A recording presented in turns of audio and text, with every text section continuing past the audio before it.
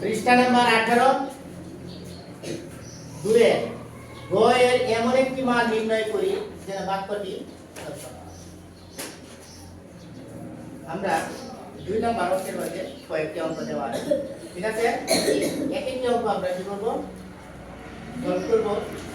যেখানে কি করব, গ এর মান বের করব। কি হবে? গ এর মান বের করব। এই জন্য বলছি গ এর এমন একটি মান নির্ণয় করব। তাহলে এই যে আমরা কি সমস্যা লিখলাম, গ যোগ 12 সমান 19, গ যোগ 12 সমান 19। এখান থেকে গ এর একটা মান আছে, ওই মানটা যদি আবার এখানে আমরা কল্পনা করি তাহলে লক্ষ্য করবা এই মানটা বসাইলে এটার সাথে যোগ করলে এটা সমান যে 19 কি সমান হয়ে যাবে। তাহলে এই গ এর মানটা এখান থেকে কি করতে হবে, বের করতে হবে। এজন্যই তারা এখানে বলে দিয়েছে গ এর এমন একটি মান নির্ণয় করতে। কোন মানটা? যে মানটা এখন আমরা পাবো। বুঝতে পারছো? এখন এই যে গ, এই গটা আমরা কি করব, বাম দিকে রাখব, ঠিক আছে? এখন আমরা জানি যেমন 12 আগে কি আছে, যোগ চিহ্ন আছে, ওই 12 কে যদি আমরা কি করি সমান চিহ্নের ওই পাশে নিয়ে যাই, পক্ষান্তর। বুঝতে পারছো কোন কথাটা?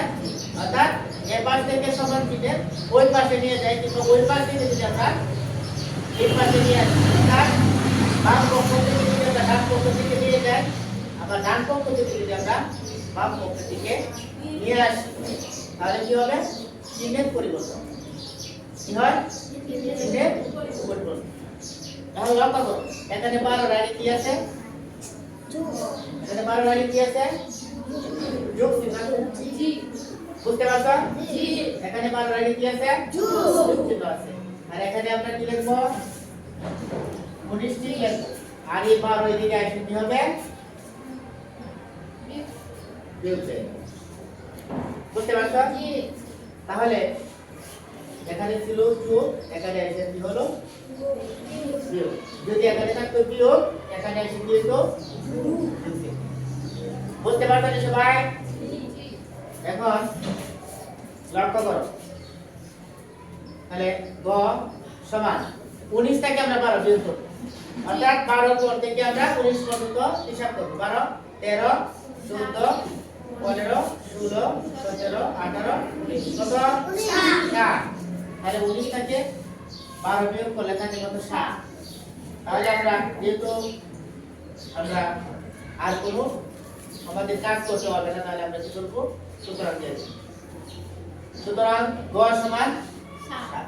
এখন বলছিল না গ এর এমন একটা মান নির্ণয় করে যেন বাক্যটি সত্য হয়। জি, বুঝতে পারছো কোন কথা না? তাহলে গ এর মান কত হইলা 7। এখন আমরা লিখতে পারবো যে সুতরাং গ এর মান 7 হলে বাক্যটি সত্য। গ এর মান কত হলে,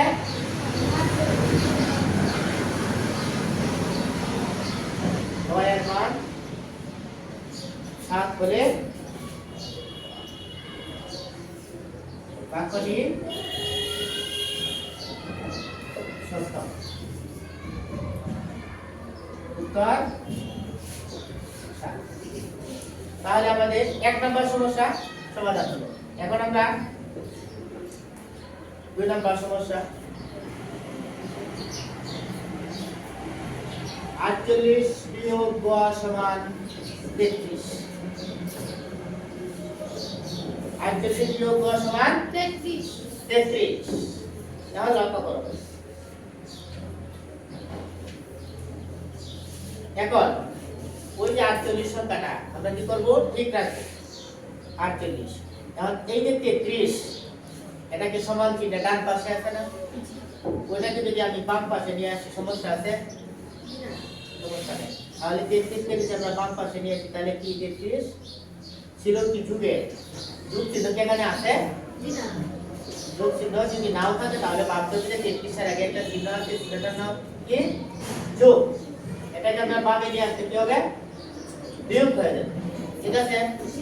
এখন লক্ষ্য করো এখানে যে গড় আগে কি বিয়োগ আছে না, ওইটাকে যদি আমরা সামনে নিয়ে যাই সমান চিহ্নের ডান পাশে নিয়ে যাই, বাম পাশ থেকে ডান পাশে নিয়ে যাই, তাহলে কি আছে না, বিয়োগ চিহ্ন আছে না, ওইটা ওই পাশে কি হবে যোগ গ যোগ চিহ্ন দেওয়া লাগে, যদি বিয়োগ থাকে তাহলে দেওয়া লাগে, বিয়োগ করে আর দেওয়া লাগে। বুঝতে পারছো? তাহলে লক্ষ্য করো, এখন আমরা 48 থেকে 33 বিয়োগ করব। 8 থেকে 3 বাদ দিলে 5, 4 থেকে 3 বাদ দিলে তাহলে কত? এখন আমরা কি করতে পারি, যেহেতু আমরা গড় মান নির্ণয় করব, এই গড় আমরা বামে নিয়ে আসতে পারি আর 15 কে আমরা ডান পাশে নিয়ে যেতে পারি। সাইড পরিবর্তন, বুঝতে পারছো কোন কথাটা? সাইড পরিবর্তন করে আমরা কি করতে পারি, নিয়ে আসতে পারি। তাহলে লিখবো সুতরাং গড় আমরা বামে নিয়ে আসবো আর 15টা কি ডানে নিয়ে যাবো। এতে মানের কোনো পরিবর্তন হবে না। এটা আবার ওই দিক দিয়ে গেলে আবার এটা যদি এদিক দিয়ে আনো, আবার যোগ বিয়োগের কোনো সমস্যা নেই, কারণ তুমি সম্পূর্ণটা ধরে নিয়ে আসতে পাবে আর পাবে তাহলে সম্পূর্ণটা নিয়ে গেছো। বুঝতে পারছো? যদি অংশ আসতা অংশ, যেমন ওই দিক দিয়ে এই যে 33 ছিল আবার গড় আনিছো, এই দুটো কি করা হয়েছে, চিহ্নের পরিবর্তন হয়েছে। যদি সম্পূর্ণটা ধরে নিয়ে যেতা আবার ডান পক্ষে সম্পূর্ণটা পাবে নিয়ে আসতা, তাহলে কি চিহ্নের কোনো, বুঝতে পারছো সবাই? তাহলে কি গয়ের মান কত পাইলাম? এখন লিখবো সুতরাং গয়ের মান 15 হলে বাক্যটি সত্য হবে। গয়ের মান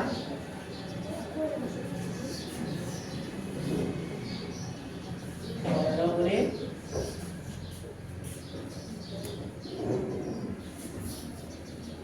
বাক্যটি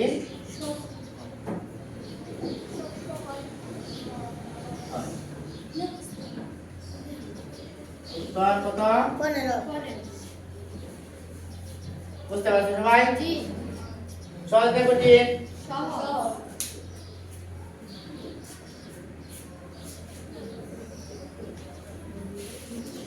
তাহলে কি নাম্বার সমস্যা?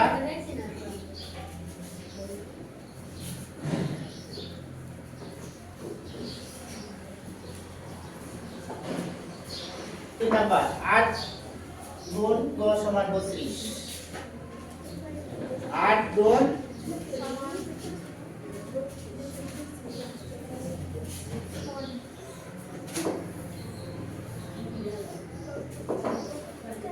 প্রথমে 8 গুণন গ সমান 32। এখন লক্ষ্য করো, আমরা আগে দুটো অঙ্ক করলাম যোগ এবং বিয়োগ সংক্রান্ত সমস্যা ছিল, ঠিক আছে? এখন লক্ষ্য করো, বাদে কি আছে, গুণ চিহ্ন আছে। এখন কি করব আমরা, 8 এর সাথে কি অবস্থা আছে, গুণ অবস্থায় আছে, ঠিক আছে? এখন কার মান বের করতে হবে, গয়ের মান বের করতে হবে না? তাহলে আমরা গড়টা কি করব, পাবে তাহলে কি 8 কি গুণ অবস্থা আছে না? 8 দিয়ে আমরা 32 কে কি করবে, হয় ভাগ করব। গুণ থাকলে কি হয়, গুণ থাকলে ভাগ। তাহলে আমরা লিখব 32 ভাগ 8। সুতরাং গ সমান 32 কে যদি আমরা 8 দ্বারা ভাগ করি, 8 এর নামতা বলা লাগবে, ঠিক আছে?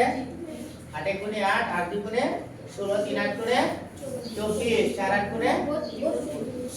তাহলে 32 কে যদি আমরা 8 দ্বারা ভাগ করি তাহলে কত হয়, 4। অর্থাৎ গয়ের মান 4 হলে বাক্যটি কি সত্য হয়। তাহলে লক্ষ্য করো, এখানে যদি আমরা 4 বসাইতাম, 8 গুণ 4, 4 8 গুণে 32, তাহলে কি ডান পক্ষ আর বাম পক্ষ সমান হলো না?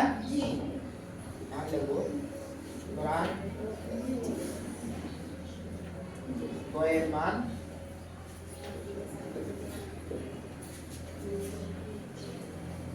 হলে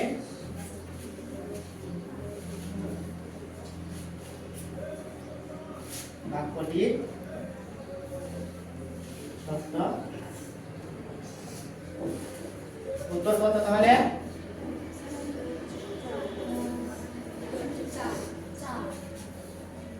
4 81 ভাগ গ সমান 9। 81 ভাগ গ সমান 9। ঠিক আছে? জি। এখন কি করবে? কার মান বের করবা? গয়ের মান। গটা কি বামে রাখা যাবে? গর আগে কি আছে? ভাগ চিহ্ন আছে? জি। এখন ওইটাকে আমরা যদি কি করি? এতে নিয়ে যাই, গয়ের কাছে নিয়ে যাই, সমান চিহ্ন পার করে নিয়ে যাই, তাহলে কি হবে? কি হবে? এই গজে কি ভাগ থাকলে কি হয়? গুণ হইতো না? জি। গুণ থাকলে যেমন ভাগ হয়, ভাগ থাকলে গুণ। গুণ হয়। তাহলে আমরা 81 এদিকে রাখলাম। কি বলো? জি। 81 এখানে রাখলাম। তাহলে 9 গুণ, বুঝতে পারছো? জি। এখন আমরা একটা কাজ করি, ওই সম্পূর্ণ অংশটা যদি আমরা বামে নিয়ে আসি তাহলে কি কোনো সমস্যা আছে?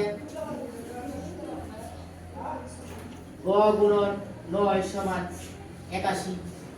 এখন লক্ষ্য করো যে ওইটা যেভাবে ছিল ওইভাবে লিখলাম, আর ওই 81 কে আমরা ডানে নিয়ে গেলাম, অর্থাৎ বাম পক্ষের অংশটা ডান পক্ষে নিয়ে গেলাম, ডান পক্ষের অংশটা বাম পক্ষে নিয়ে আসলাম। বুঝতে পারছো? অর্থাৎ 9 গুণন গ, অর্থাৎ গড় আমরা আগে লিখলাম, আমরা এটা পরে লিখলাম, তো সমস্যা নেই। গুণের সময় যেমন 9 এর জায়গায় গ, গ এর জায়গায় 6 ধরে কোনো সমস্যা নেই। এখন লক্ষ্য করো, আমাদের এখন কি দরকার? গ এর মান বের করা দরকার। এখন গ এর সাথে 9 কিভাবে আছে? গুণ অবস্থা আছে না? গ এর সাথে যে 9 গুণ অবস্থা আছে, এই 9 কে আমরা কি করব? অর্থাৎ সংখ্যার সাথে সংখ্যা যখন আমরা মিলাইতে যাব, নিয়ে যাব, 9 কে কি হবে? 81 রে ভাগ হবে। তাহলে আমরা কি লিখব? গ সমান 81 ভাগ 81 ভাগ 9। সুতরাং গ সমান 81 রে 9 দিয়ে ভাগ করলে 9 9 গুণে 81, 9 9 গুণে 81, অর্থাৎ গ এর মান 9 বসালে কি হয়? এখন লক্ষ্য করো তো, এখন এর যদি আমি 9 বসাই তাহলে কি হয়? 81 ভাগ 9, 81 রে 9 দিয়ে ভাগ করলে কি 9 হয় না? জি। সুতরাং গ এর মান